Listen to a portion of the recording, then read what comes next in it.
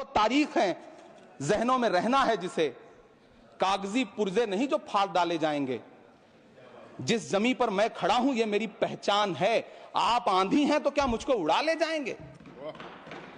आपको के सामने बहुत अदब से ये बात कहना चाहता हूं कि चरागों के सफर में दबदबा हो आंधियों का तो फिर अंजाम जुल्मत के सिवा कुछ भी नहीं होगा। ये दुनिया नफरतों के आखिरी स्टेज पर है, इलाज इसका मोहब्बत के सिवा कुछ भी नहीं होगा। मैं भावुक हूं, मेरी पलकें गीली हैं। अगर देश की एक बहुत बड़ी आबादी को लगता है कि आप उसका भला करने के लिए नहीं बल्कि उनकी इबादतगाहों, उनकी कब्रिस्तानों, उनकी खानकाहों को बर्बाद करने का बिल ला रहे हैं, तो फिर आप अगर समझाने में नाकामयाब रहे हैं तो यह आपकी नाकामयाबी है। पहले समझाइए, उसके बाद कोई बिल लेकर के आइए, तब शायद हम आपका इतनी पुरजोर तरीके से विरोध ना करें। कि मैं आज जद पे हूं तो इतना खुशगुमान न हो, मैं आज जद पे हूं तो इतना खुशगुमान न हो। चराग सबके बुझेंगे, हवा किसी की नहीं। गुजरात की बेटी बिल्किस के बलात्कारियों की रिहाई के बाद उन्हें माला पहनाने वाली लोगों के नेता ये कह रहे हैं कि यह बिल मुस्लिम महिलाओं को उनका हक दिलाएगा। धन्यवाद मोदी जी, क्या बढ़िया सौगातें मोदी दे रहे हैं आप। पहले हमें गुजराते मोदी दिया, आप सौगातें मोदी दे रहे हैं। लेकिन ये सर हम ही को कातिल कहेगी दुनिया, हमारा ही कत्लेआम होगा। हम ही कुएं खोदते फिरेंगे, हम ही पे पानी हराम होगा। सभापति महोदय, मानो कहां जा रहे हो? यह है तुम्हारा मुल्क, यहां तुम्हारे आबाओ अजदाद की कब्रें हैं। उस वक्त मौलाना आजाद की ये सदाएं सुन करके लोगों ने अपने सरों की गठरियां उतार करके रख दी थी। आज उसी दिल्ली में मौजूद देश की संसद में एक बिल आया है जो हमसे उसी जामा मस्जिद की सीढ़ियों के सबूत मांगेगा, जो उन्हीं सीढ़ियों के पास अपनी कब्र में सोए हुए मौलाना आजाद को फिर से कब्र से सदा देनी पड़ेगी कि ये जो कब्र है वो मेरी कब्र है, ये किसी सरकार की जागीर नहीं है।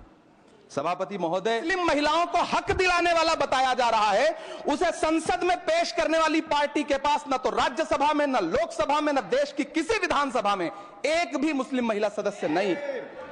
कल किरण रिजिजू जी कह रहे थे कि रेलवे की जमीनें देश की जमीनें हैं, डिफेंस की जमीनें देश की जमीनें हैं। हां मंत्री जी हैं, बिल्कुल हैं।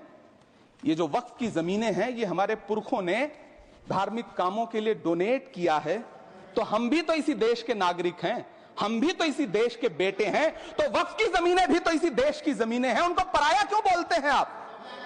सभापति,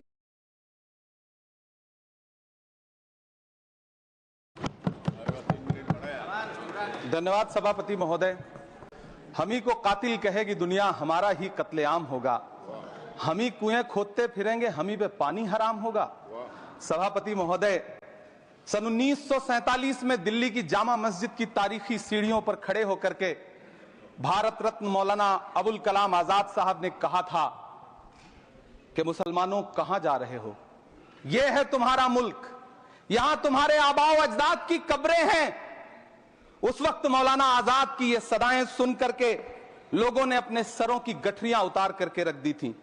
आज उसी दिल्ली में मौजूद देश की संसद में एक बिल आया है जो हमसे उसी जामा मस्जिद की सीढ़ियों के सबूत मांगेगा, जो उन्हीं सीढ़ियों के पास अपनी कब्र में सोए हुए मौलाना आजाद को फिर से कब्र से सदा देनी पड़ेगी कि ये जो कब्र है वो मेरी कब्र है, ये किसी सरकार की जागीर नहीं है।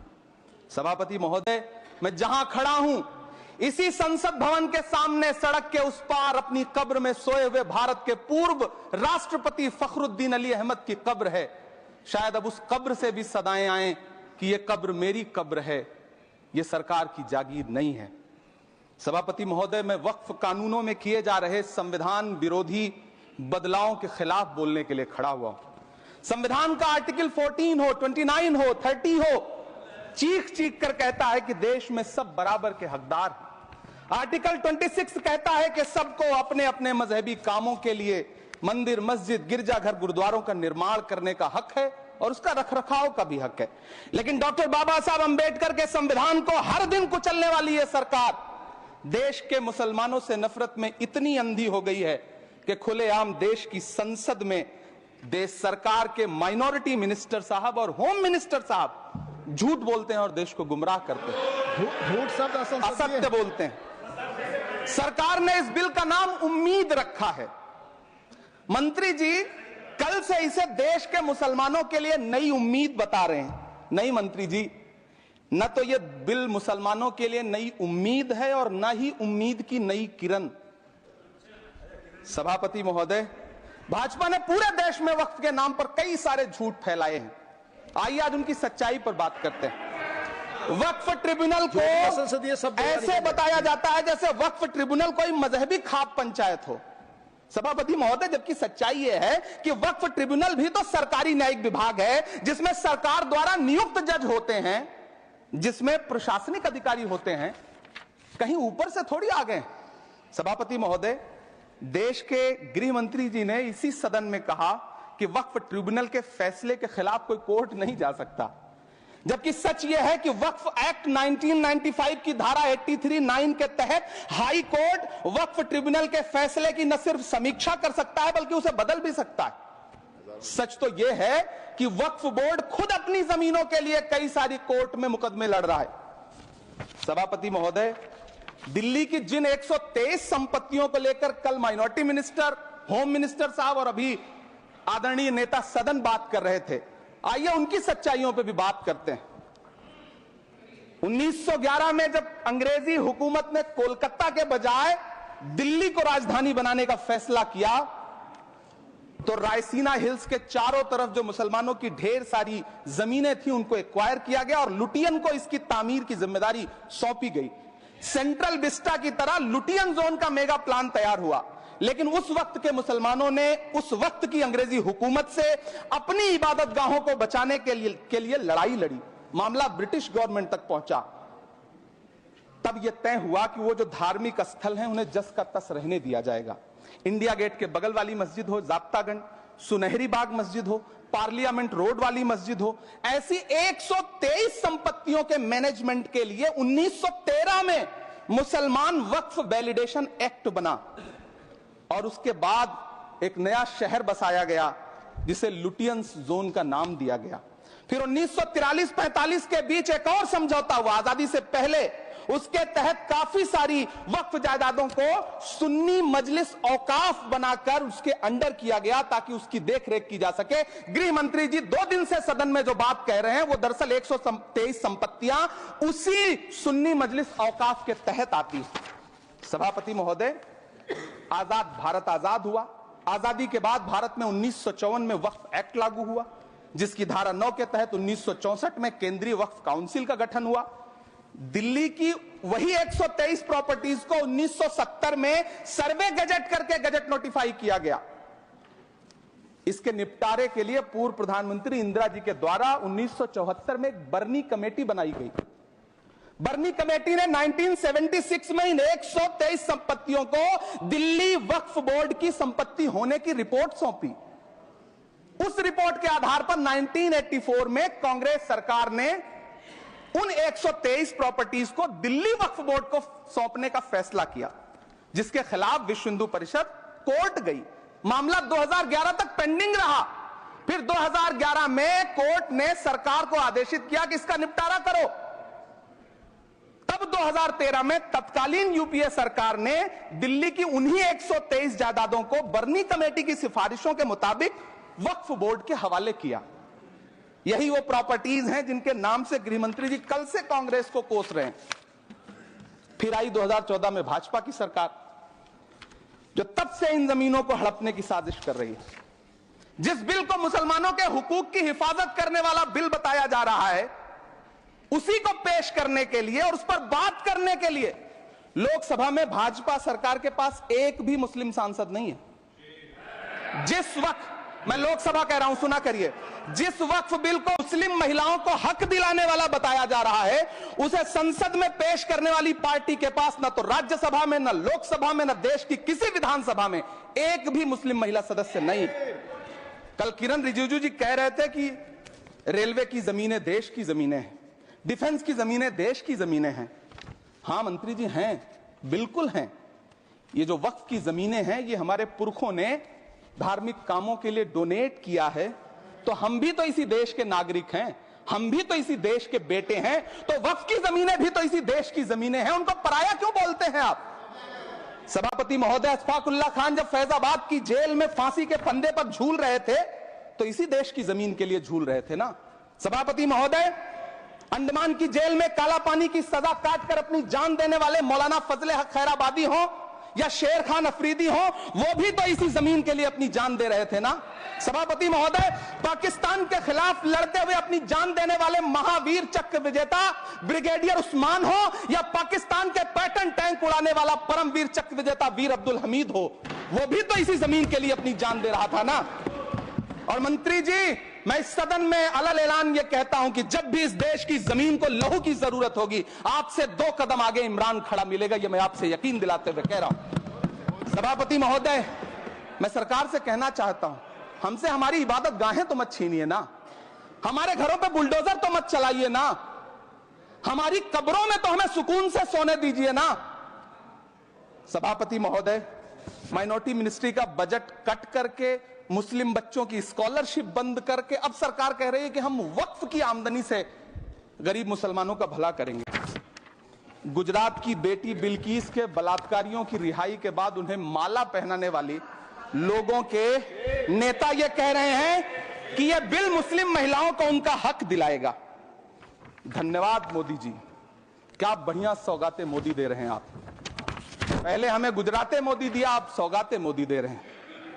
लेकिन यह सरकार इतना याद रखे कि इसी ठसक के साथ देश की संसद में सीए का कानून भी लाया गया था और कहा गया था बड़े बड़े भाषण देकर के कि पड़ोसी देशों से हिंदू भाइयों को ला करके यहां नागरिकता दी जाएगी। लेकिन मैं आपके संज्ञान में लाता हूं सर कि पिछले इतने दिनों में इनसे नागरिकता लेने के लिए 2000 व्यक्ति भी नहीं आए, जबकि इसके उलट इन्हीं की सरकार में पिछले 10 साल में 15 लाख से ज्यादा भारतीयों ने भारत की नागरिकता छोड़ करके दूसरे देश में जाकर के बस गए। यह हुआ उस कानून का अंजाम। सभापति महोदय, इसी तरह की जिद के साथ किसानों के खिलाफ भी कानून लाए गए थे। जिस तरह आज वक्फ के फायदे गिनाए जा रहे हैं, उसी तरह से किसानों को भी कृषि कानूनों के फायदे गिनाए गए थे। लेकिन अंजाम क्या हुआ? 700 किसानों की शहादत लेने के बाद सरकार को अन्नदाता किसानों के सामने घुटने टेकने पड़े और कृषि कानून वापस लेने पड़े। जिल्ले इलाही, जमहूरियत जो है वो नफरत और ठसक से नहीं चलती है, अकड़ से नहीं चलती है, उसमें सबकी हिस्सेदारी जरूरी है। कल देश के माइनॉरिटी मिनिस्टर ने लोकसभा में खड़े होकर एक शेर सुनाया था कि मुझसे कोई बदगुमान न हो, तो मैं उन्हें एक शेर सुनाना चाहता हूं कि मैं आज जद पे हूं तो इतना खुशगुमान न हो, मैं आज जद पे हूं तो इतना खुशगुमान न हो, चराग सबके बुझेंगे हवा किसी की नहीं। नीतीश कुमार जी हो, चंद्रबाबू नायडू जी हो, चिराग पासवान जी हो, जयंत चौधरी जी हो, देवे गौड़ा जी हो, जीतन राम मांझी जी हो, सबको समझना पड़ेगा कि जब जंगल में आग लगती है तो न वो बरगद बचते हैं जो हवा को आंधी में तब्दील करते हैं, न वो बांस बचते हैं जो आपसी रगड़ से चिंगारी पैदा करते हैं।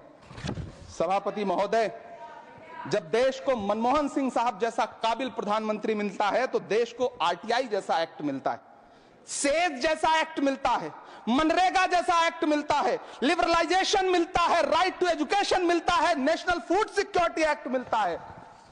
लेकिन जब देश को सौगातें मोदी मिलती है तो क्या मिलता है? सीए मिलता है, फॉर्म्स लॉ मिलता है, आर्टिकल 370 मिलता है, इलेक्टोरल बॉन्ड जैसा एक्ट मिलता है और वक्फ अमेंडमेंट एक्ट जैसे बिल देश को मिलते हैं। मुझे तो अपने हमवतन भाइयों से पूछना है कि आपको अपने बच्चों की तरक्की, खुशहाली और नौकरी की दरकार है या फिर मुसलमानों की दान की गई जमीनों को लूटकर धन्ना सेठों को देने की साजिश करने वाले कानून की? सभापति महोदय, यह सरकार रात के 3 बजे तक पूरे देश को जगा करके संसद में अपने ही नागरिकों को नीचा दिखाने के लिए वक्फ बिल ला रही थी, तो उधर रात के 1:30 बजे अमेरिका हम पर 26% टैरिफ लगा रहा था।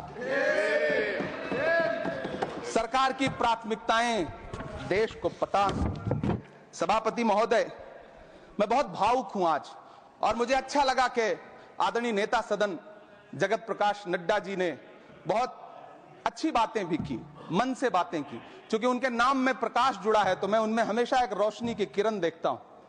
मैं उनके सामने बहुत अदब से यह बात कहना चाहता हूं कि चिरागों के सफर में दबदबा हो आंधियों का, तो फिर अंजाम जुल्मत के सिवा कुछ भी नहीं होगा। ये दुनिया नफरतों के आखिरी स्टेज पर है, इलाज इसका मोहब्बत के सिवा कुछ भी नहीं होगा। मैं भावुक हूं, मेरी पलकें गीली हैं। अगर देश की एक बहुत बड़ी आबादी को लगता है कि आप उसका भला करने के लिए नहीं, बल्कि उनकी इबादतगाहों, उनकी कब्रिस्तानों, उनकी खानकाहों को बर्बाद करने का बिल ला रहे हैं, तो फिर आप अगर समझाने में नाकामयाब रहे हैं तो यह आपकी नाकामयाबी है। पहले समझाइए, उसके बाद कोई बिल लेकर के आइए, तब शायद हम आपका इतनी पुरजोर तरीके से विरोध ना करें। लेकिन सभापति महोदय, मैं अंत में सिर्फ इतना कहना चाहता हूं कि इस बिल में जो भी पॉइंट्स दिए गए हैं, बॉम्सी पोर्टल देख लीजिए, सरकार का झूठ आपको पकड़ में आ जाएगा। हम डरे नहीं हैं, हम सिर्फ सरकार से अपील कर रहे हैं कि हमें अपना समझिए।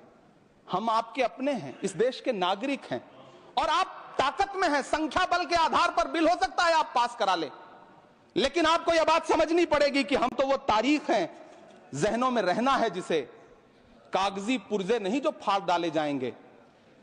जिस जमी पर मैं खड़ा हूं ये मेरी पहचान है। आप आंधी हैं तो क्या मुझको उड़ा ले जाएंगे? आपको यह बात समझनी पड़ेगी।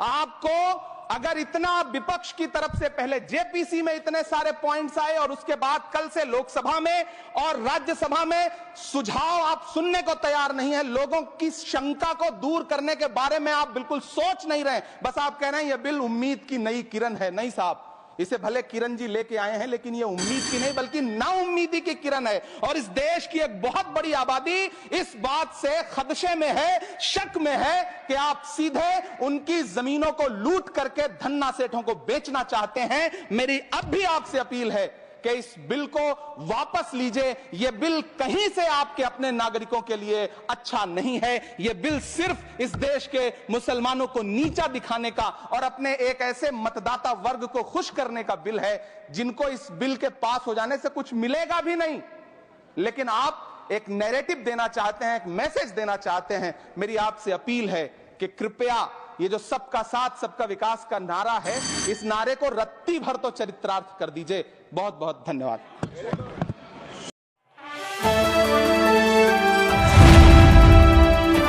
द इंडियन खबर, सच आपके सामने।